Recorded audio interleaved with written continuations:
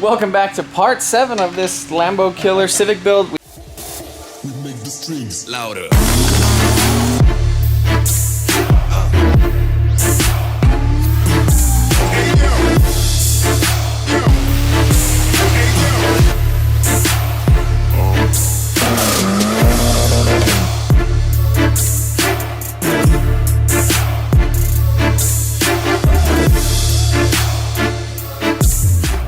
So we got Garrett over here.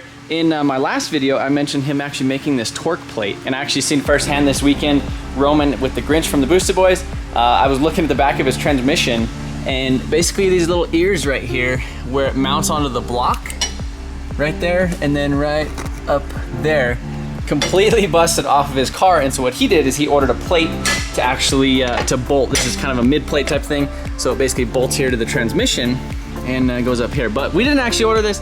Garrett right here, he made this thing. He came here last week, and he actually had it ready for us. What was it, Thursday night?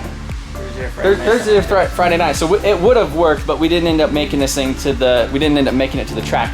But he has the little plasma cam cutter in his garage, and he got this thing all welded up. A little bit overkill, I'd say, but it looks really cool. So it's got the little plate on the bottom.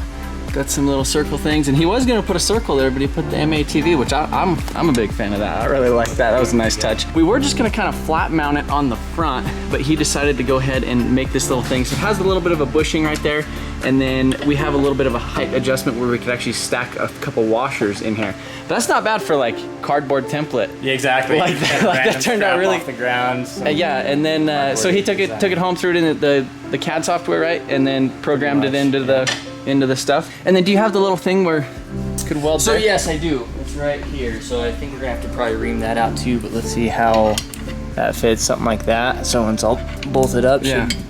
And maybe what we'll do is throw like a washer in there, cause see how that's kind of like almost counter. That's a good kind of countersunk right there. Throw a washer in there, and then that'll give us a little bit to play with later if we ever need to actually play with it. But yeah, that's awesome. I mean, I think that's like perfect with the radiator.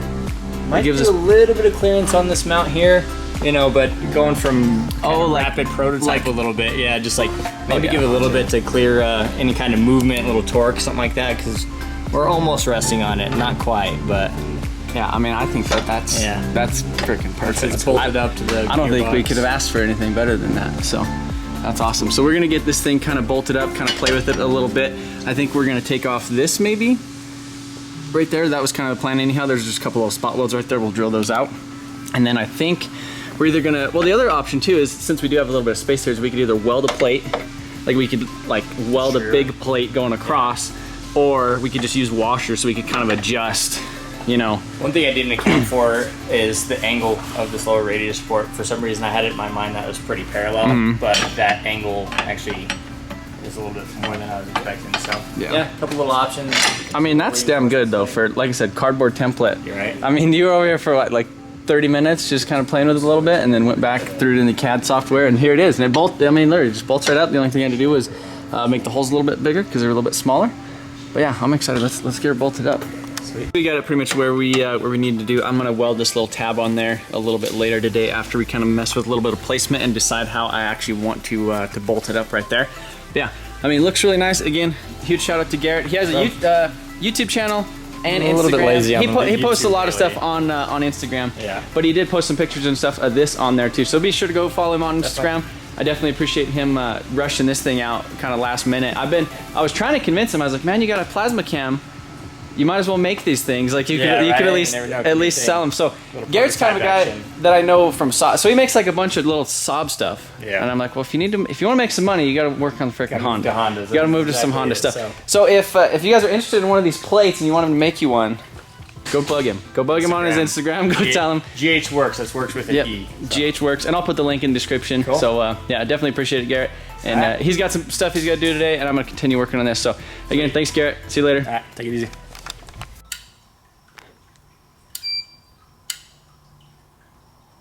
It's injectors. They're like that's probably that VTEC solenoid. Yeah, it's kind of like the VTEC solenoid. Yeah. Do it again. Yeah. Okay. So it's like, all right. In theory. So you want to carry that one too? Well, the IACD is not connected. It should still start, shouldn't it? So this is the one that never mattered. That was a coil one. Restart it? Restart what? Should restart it. I mean, try. I don't know how we're gonna. We'll have to connect those coils to something, and the injectors. I mean, we could just plug it into the thing, because that's where the starter wire comes from. And But then you have to like ground that wire, and I don't like that. I don't know what's going on with that. I mean, that's how it started before. Yeah, And it but also burn pops out the 5 ECU. volts. Yeah, but I had that was before I wired my sensors. Now, my sensors aren't wired like that.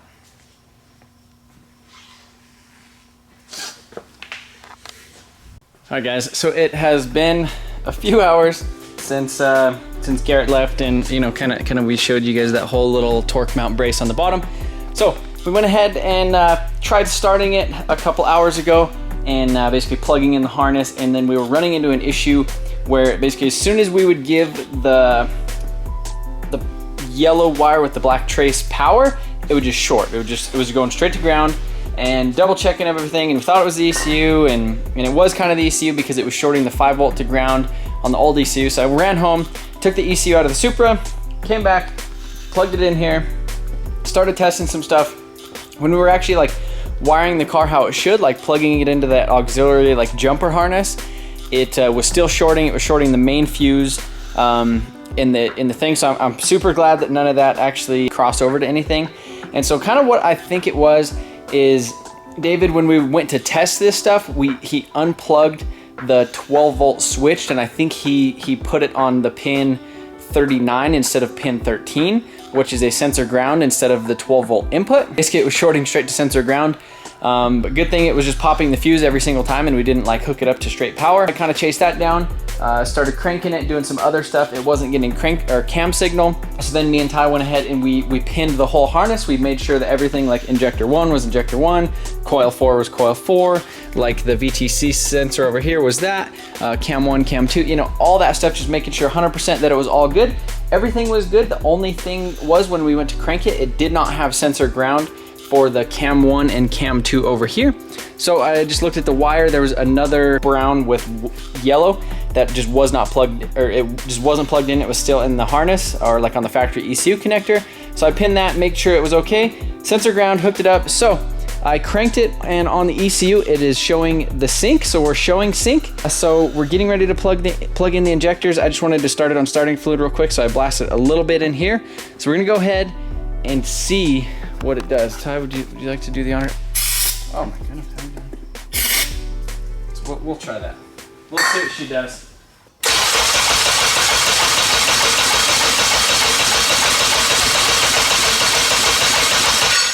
I felt a little sputter. There was one, yeah. So maybe more starting fluid probably. I think so, huh?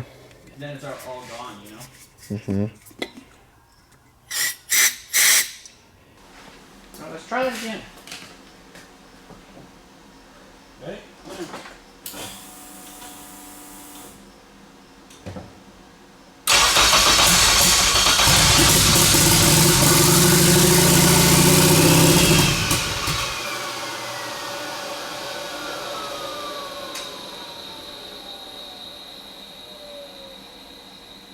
Sounds like it wasn't running on all of them, but.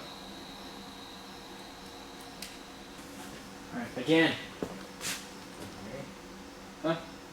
Yeah.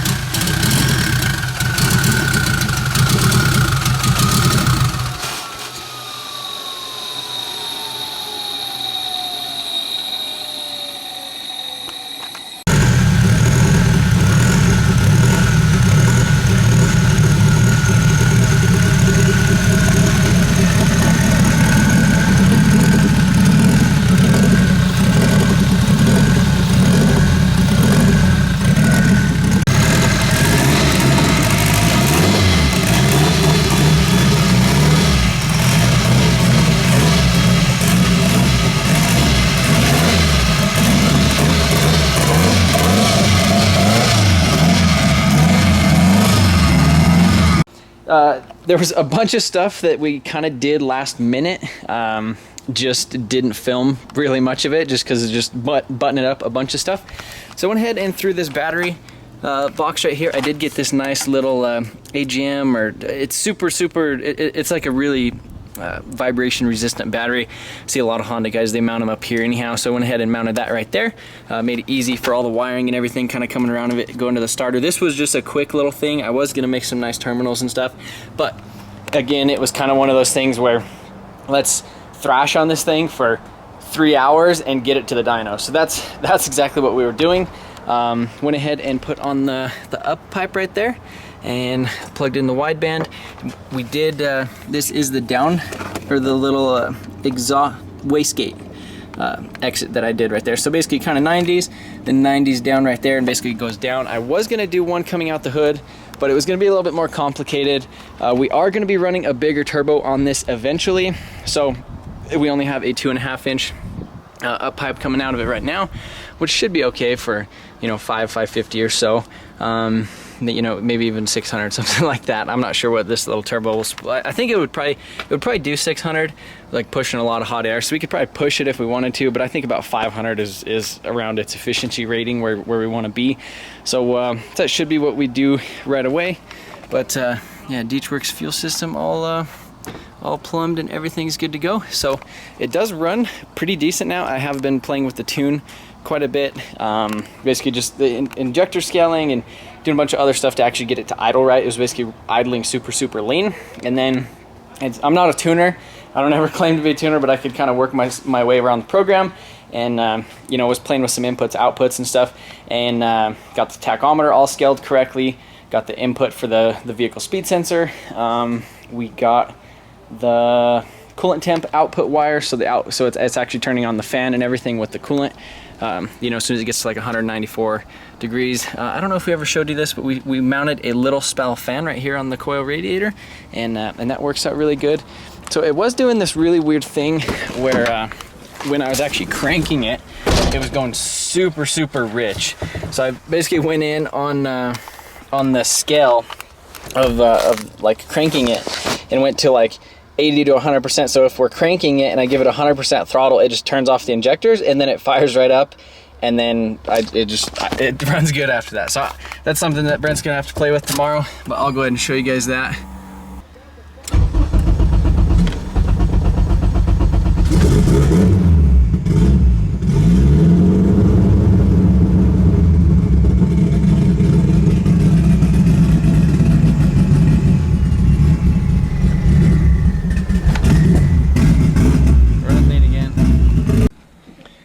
All right guys, well, let's see what she does. I played with it a little bit more.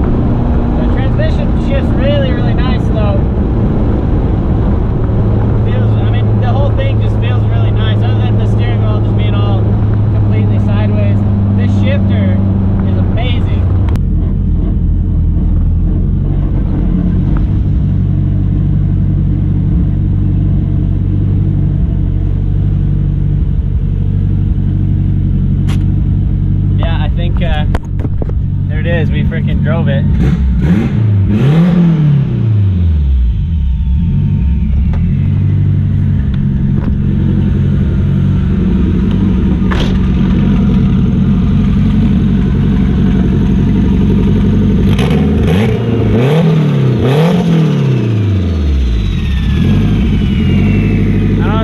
Valve's working. Well, actually, we put the heaviest spring in there, so the blowout valve is definitely not working.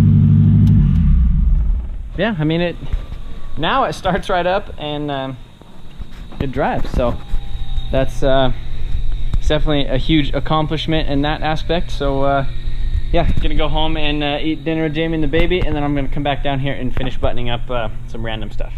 Alright guys, so as far as I could tell, I think everything is done. So just giving it a quick little wash, because there was a bunch of little hand prints and all that stuff from kind of working on it, greasy and getting up and down and in and out. So vacuumed it, made it nice in the interior. So now we're gonna go ahead, throw it in the old trailer and get it ready for tomorrow. So wish us luck.